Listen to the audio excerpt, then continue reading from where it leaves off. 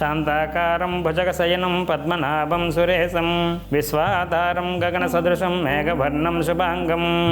శ్రీమహాగణాధిపతయే నమో నమః. శ్రీ సరస్వతీ దేవ్యై నమః. శ్రీ గురుభ్యో నమః. హరి ఓం. జిఎంకే టీవీ ప్రేక్షకులకు శుభోదయం.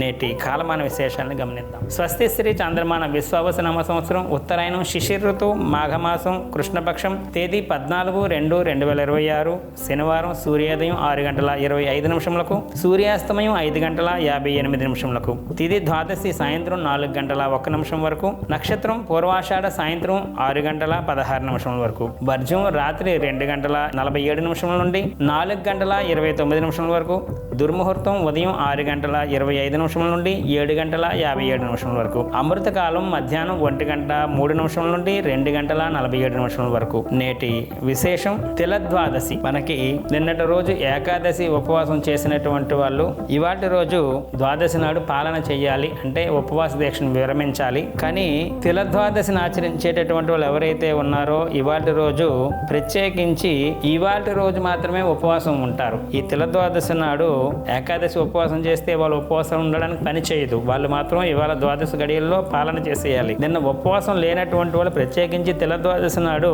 శివకేశవులు ఇద్దరు తాలూకు అనుగ్రహం కోసం, యముడి తాలూకు అనుగ్రహం కోసం తిలద్వాదశి చేస్తూ ఉంటారు. ఇవాళ రోజు తిలద్వాదశి నాడు తెల్లవారే లేచి స్నానానికి ముందే సూర్యోదయ పూర్వమే నువ్వుల నూనెతోటి ఒంటికి నలుగు పెట్టుకొని తల మీద కూడా నువ్వుల నూనె పెట్టుకొని నువ్వుల నూనెతో పెట్టుకున్నటువంటి నలుగు పెట్టుకున్న తర్వాత స్నానం చేసేటప్పుడు కూడా ఆ బకెట్లోని నల్ల నువ్వులు వేసుకొని ఆ నీళ్ళతో స్నానం చేస్తూ ఉంటారు. అయిపోయిన తర్వాత తిలలతోటి ఇటు శివుణ్ణి గాని అటు శ్రీ మహావిష్ణువుని గాని అర్చన చేయడం చాలా చాలా శ్రేష్టంగా చెప్పబడుతుంది. అలాగే ఇవాళ ఎవరైతే గనక ఇలాగ తిలతోటి శివుణ్ణి గాని విష్ణువుని గాని పూజించినట్లయితే వాళ్ళు యమదర్శనం చేయరు అని చెప్పేసి మనకి పురాణం చెప్తుంది. కాబట్టి తిలద్వాదశిని ఆచరించేటటువంటి ప్రయత్నం చేయటం, అలాగే నిన్నటి రోజు ఉపవాసం ఉన్నటువంటి వాళ్ళు గుర్తుపెట్టుకోండి, ఇవాళ రోజు ఖచ్చితంగా ఉపవాసం చేయకూడదు. నిన్న ఏకాదశి వ్రతం చేయని వాళ్ళు మాత్రమే తిలద్వాదశిని ఆచరించండి. ఏకాదశి ఉపవాసం చేసినటువంటి వాళ్ళు మాత్రం ఇవాళ రోజు ఖచ్చితంగా వాళ్ళు ఈ తిలద్వాదశిని ఆచరించకూడదు. ఉపవాసం చేయకూడదు, కానీ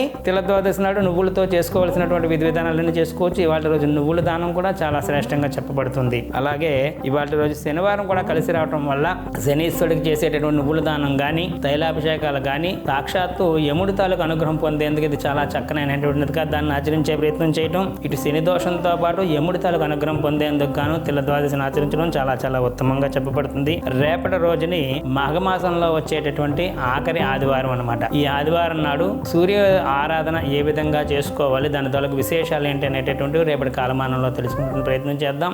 హరి ఓం దత్సత బ్రహ్మ అర్పణమస్తు. సర్వం శ్రీ ఉమామహేశ్వర అర్పణమస్తు. స్వస్తి.